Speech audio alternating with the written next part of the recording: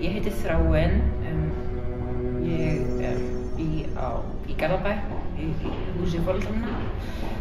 Ég að sækja mitt fyrsta starf hjá einhverju þrifafyrirtæki. Ég kom hérna fyrir klukkutíma.